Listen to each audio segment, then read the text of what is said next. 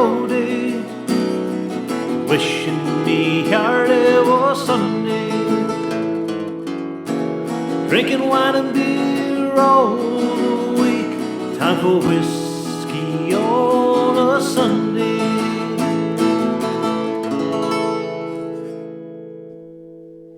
Hello everyone, you are all very welcome to join me for this installment of Whiskey on a Sunday with me, Psalm for All. So last week I kicked off a look at Scottish whisky by sharing some of the very rich and storied whisky history of Scotland, followed by a tasting of one of the oldest Scottish whisky brands, Bowmore. Actually, more specifically, I tasted the Bowmore 12. Now to view that video for that segment, if you missed it, and or to watch any previous episodes of Whiskey on a Sunday, please visit either my Facebook page, my IGTV channel here on Instagram, or my YouTube page. Really easy. All you have to do is search for Psalm for All and you'll find everything. And of course, typing for Psalm for All is SOMM4ALL. Okay, so just before we begin, as always, I'm asking anyone who may be watching this that is not yet of legal age to enjoy, purchase, or consume alcohol where they live to say goodbye. For everyone else, this week we begin with some of the key regulations, hello cat, that must be adhered to in order for a whiskey to be called Scotch whisky. Gerard, whiskey's not for cats. Okay, so what are some of the rules and guidelines for Scotch whisky to be whiskey? Well, first up, it must be produced at a distillery in Scotland, and it must be made from only water, malted barley, and grains of other cereals can be added in as well. So next, all ingredients must be processed at the same distillery and made into what they call a mash. And a mash is kind of like the beer that you make before you get into distilling whiskey. Okay, so Scotch whisky must also be wholly matured in an excise warehouse, so a tax haven warehouse, and for at least 3 years, and can only be, the casks that house that can only be 700 liters in size, can't be any bigger than that. There must be no other added substances other than water or the coloring agent that I've talked about a few times, E150A, in there, so can't put anything else in after it's been made. And lastly, it has to be a minimum ABV of 40%. So it can be higher, just it has to be minimum 40%. Okay, everyone okay with all of those? Good. So just to be clear, now, if any of those aspects that I just talked about, if they're not met, then legally, the whiskey or whatever's been produced cannot be labeled, referred to, called either Scottish whisky, called Scotch, or Scotch whisky.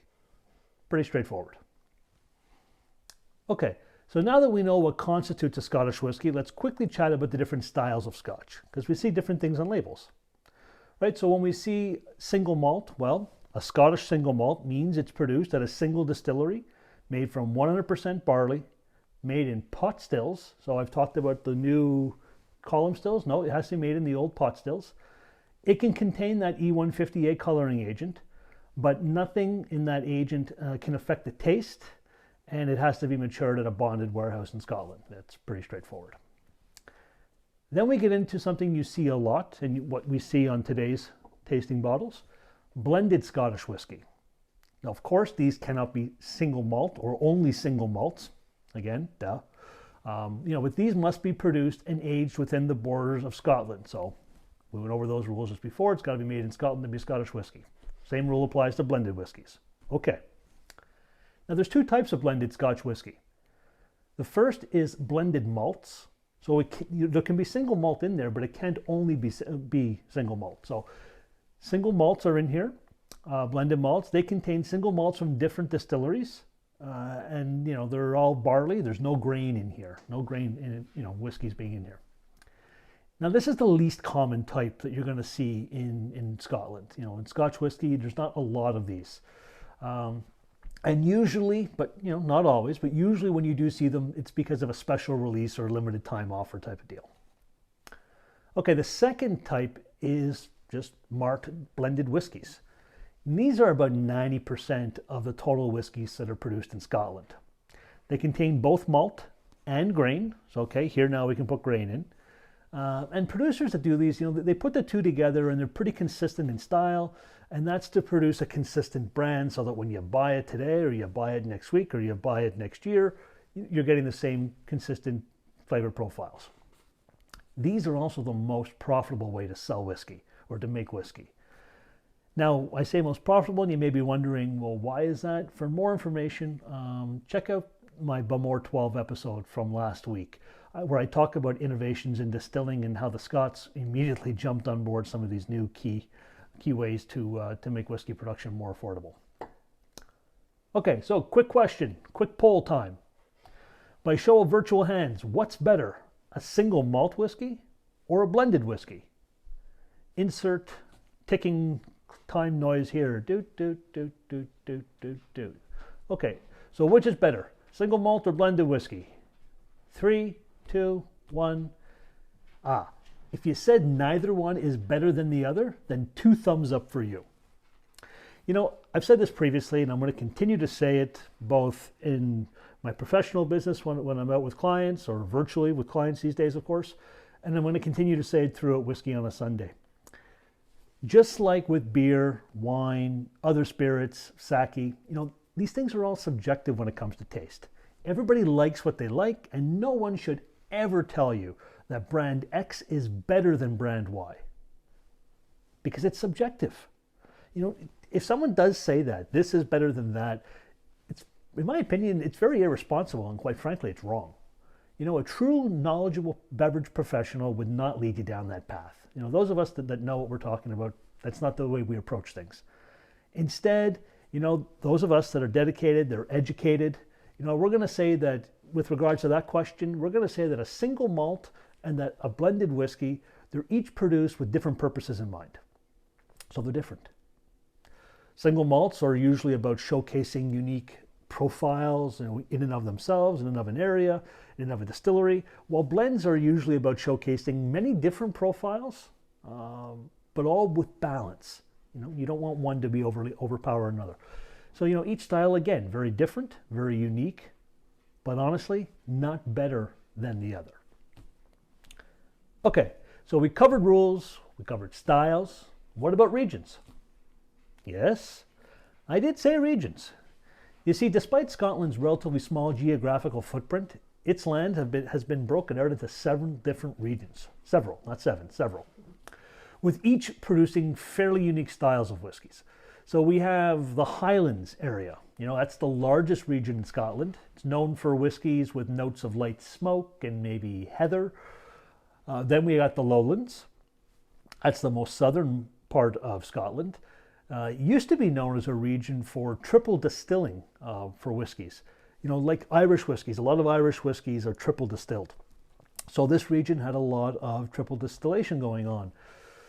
But that's in the past. Now there's really only one that continues to do that.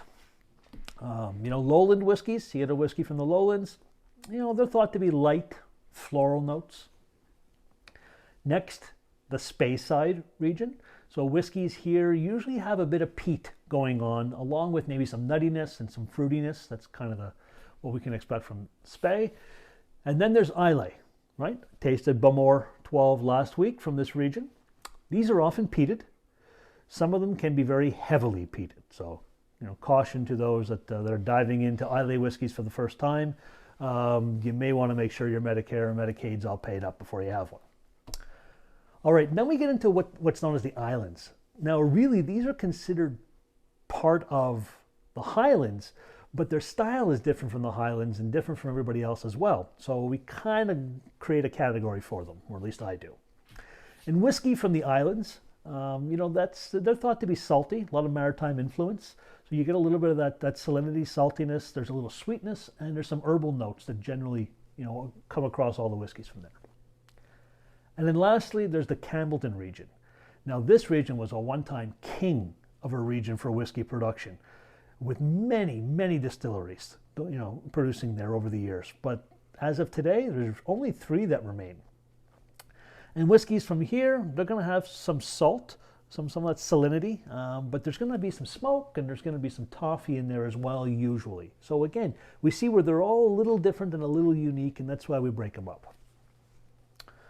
Okay, now just before we talk about Johnnie Walker, let me share with you some interesting and some key historical happenings in Scotland in the 1850s, going back in time a little bit. Now, back in the 1850s, in that time, Scotch whiskey industry was flooded with numerous whiskey brands, and actually rum was the preferred spirit for the people of Scotland at that time. With regards to whiskey, well, Irish whiskey was actually king.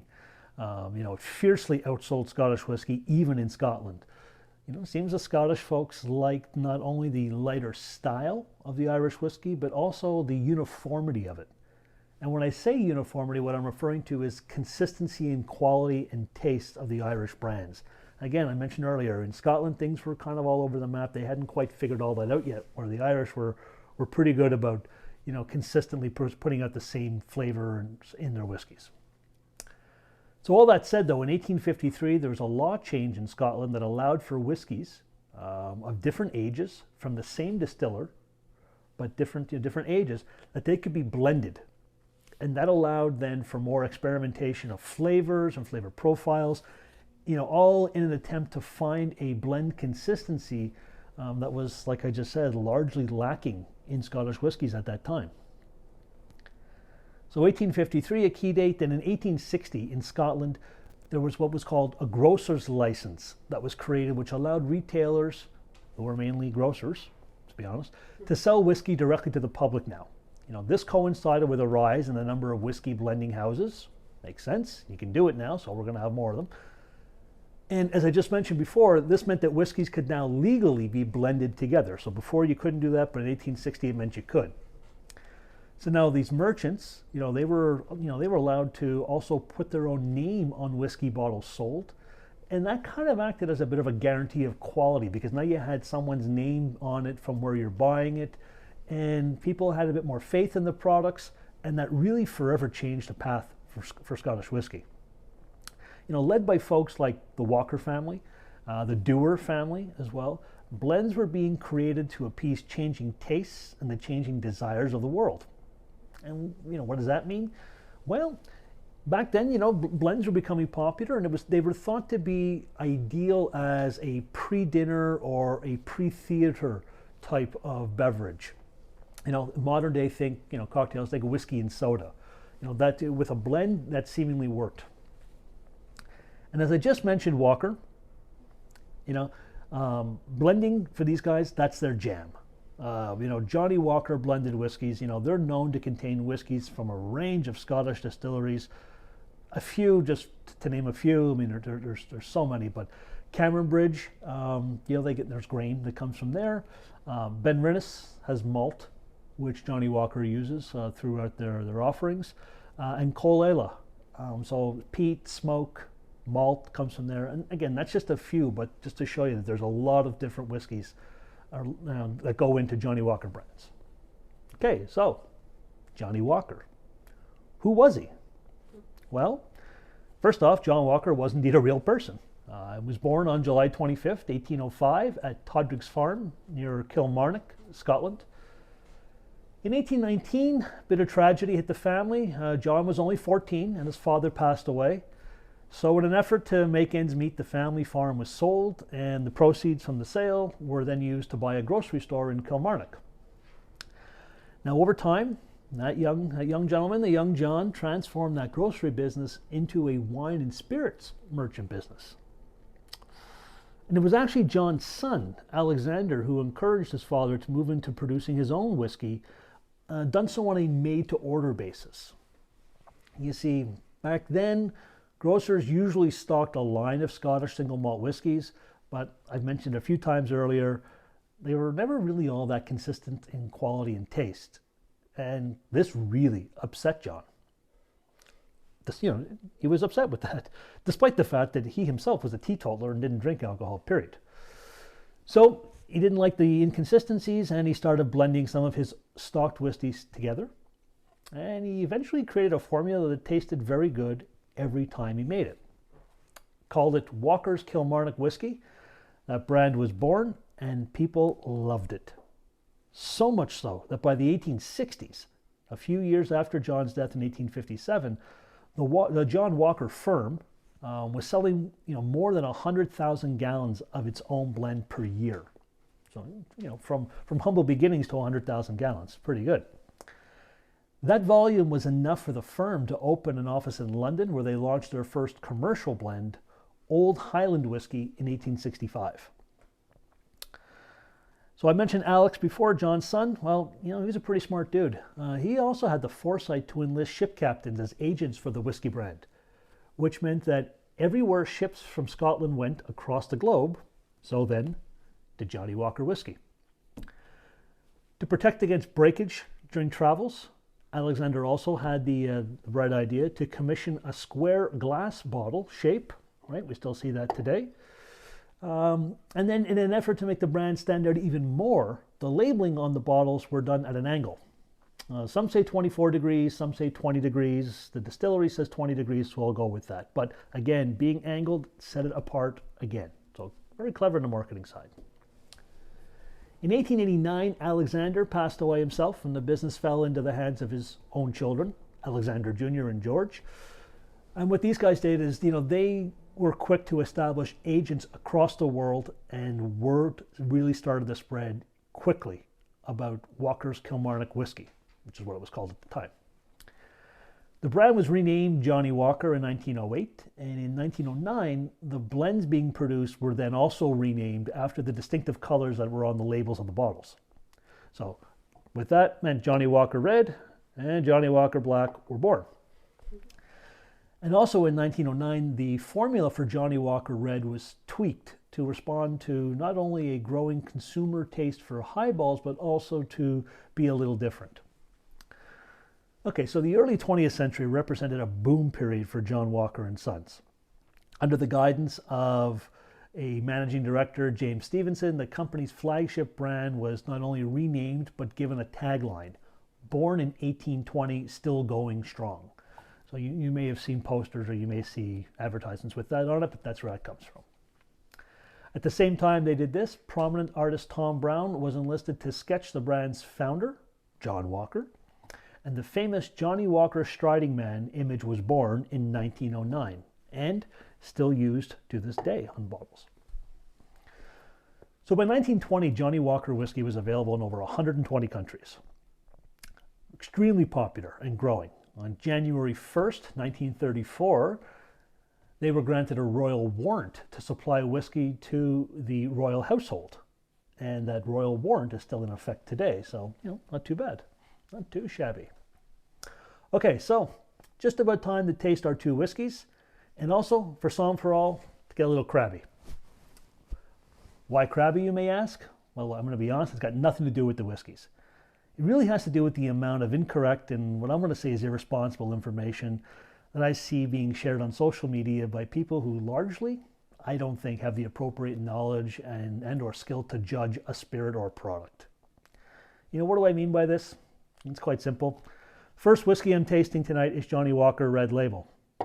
Look, honestly, it's an entry-level, very young Scottish whiskey. It's 3 years old, or 3 years plus a day, we say in the industry.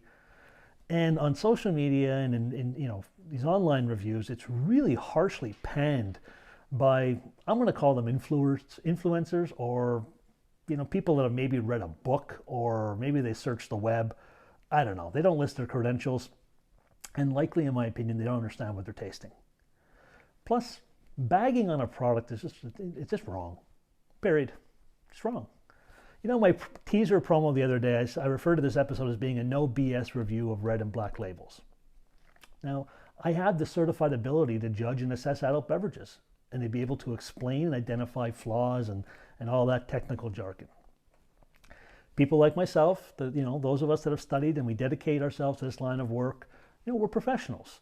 And again, with these skills, we can objectively and fairly review and assess a product, regardless of whether we personally like or enjoy the product or not. And folks, that's key, that ability to do that objectively. Something I may not like the taste or smell of doesn't mean that it's bad, doesn't mean that it's garbage, or some other kind of colorful negative moniker that people use. We don't use that language because it's a little shameful to do so, and it's also irresponsible. And quite frankly, if someone can't explain the technical aspects of why they are so adamantly negative on a product, all they really should be saying is that they don't like it. And if they did that, then that's fine. That's okay. Hey, look, we all like different things. But, we all like different things. But without the credentials to certifiably have an ability to fairly judge, assess, and review a product, all anyone is doing is sharing a likely misinformed and likely misguided personal opinion, not an actual product review. Okay, hopping off the soapbox now, onto the red label. This, folks, like it or lump it, is the world's best-selling whiskey, and likely everyone has either seen it at some point, or they maybe have tasted it at someone's house or at a bar or somewhere, but you definitely have seen the bottle at the very least somewhere before. So 40% alcohol by volume, right? Meets the minimum threshold for Scottish whisky. Amber in color. It has coloring agent in here, no big secret there. And in true Johnnie Walker style, it contains blends of numerous whiskies produced all over Scotland. It's very young. Again, 3 years plus a day is what we call it, but no age statement on here. We know it's young. So 3 years plus a day. So I poured it out early, and if you were following along in some of my earlier episodes, you'll notice that that's what I do with young whiskeys or whiskeys that don't have an age statement on them. Before I have them, I generally pour them out 5-10 minutes in advance. Kind of gives them an opportunity to wake up and to settle down a little bit. All right. We do the 1, 2, 3, get our nose calibrated. Okay, now we go in. Okay, what do we smell? Well, dried corn, wheat, some cereal, so, Weetabix type thing, cereals. There's red apple in here, green apple.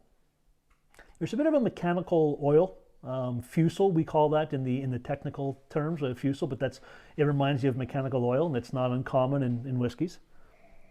There's some smoke in here, toffee, and getting a little bit of light baking spice, so a little bit of maybe some nutmeg and cinnamon in here.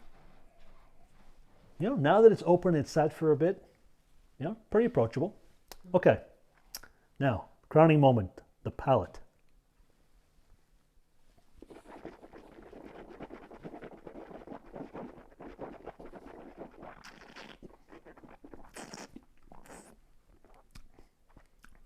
Okay, so we always want to coat your mouth, get all your flavor receptors firing. So, cereal, grain, apple, a little bit of an oily kind of taste. Not off-putting, but oily. Some grass, herbal kind of notes. Spicy, black pepper, white pepper, nutmeg, clove.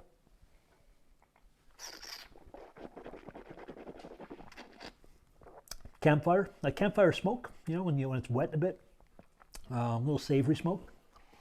Cedar, and getting a little vanilla cream on the back end. Okay, so look, no BS, not gonna lie, neat, straight up like this. It's rough, it's sharp. But folks, here's the thing, that's by design. That's the way they wanted to make it. And truthfully, there's also a lot going on in here for an entry-level Scotch, both on the nose and on the palate.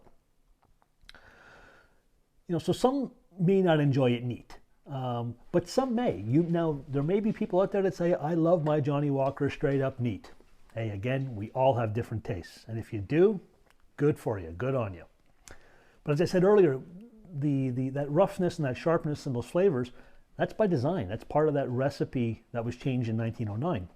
Because it was used, it's being used and formulated for use in cocktails with either soda water or with soda itself being added. Adding soda water or adding soda changes the profile accordingly, and when done properly, can make more than a decent cocktail. And again, that's the point. Adding a drop of water or two, if you were to do that, that would smooth out some of those sharp edges.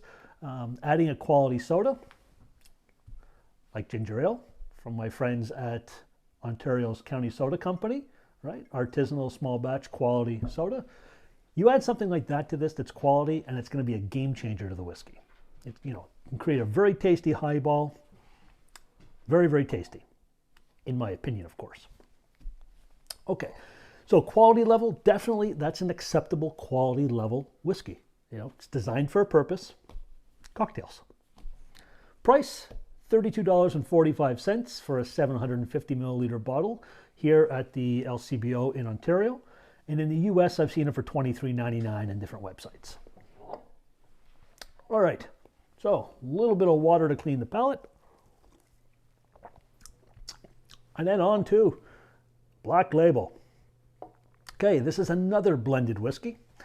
It's thought to contain somewhere between 30 to 40 different single malt and grain whiskeys from the four corners of Scotland. And unlike the red label, right, unlike the big guy here, this one, the Black Label, is also aged. It's got a 12-year age statement on it. So again, what does that mean when you see 12 on the bottle? It means that the minimum age of whiskeys used in the blend is 12 years old. So there could be 40 different ones in there, but they're all at least 12 years old. So that's what we mean by that. Okay, 40% alcohol by volume. A bit more of a coppery color. Again, it's got a coloring agent in there, but with age, you'll get some different colors. I poured it out a little early as well, just to compare an apple and an apple here. So, calibrate the nose, and then we go in. Okay, so very different from the red off the top. Dark fruit. So I get blackberry, I get some cooked plum, I get some raisin. There's like the dried fruit from a fruitcake. Citrus is in here, so lemon zest, orange peel. It's sweeter. There's sweet notes in here, so light sweet malt to get some savory smoke, a little bit of peat. Get some light molasses, again, keeping with that sweet kind of profile in here. And then some vanilla and a little bit of cinnamon. All right, tasting time.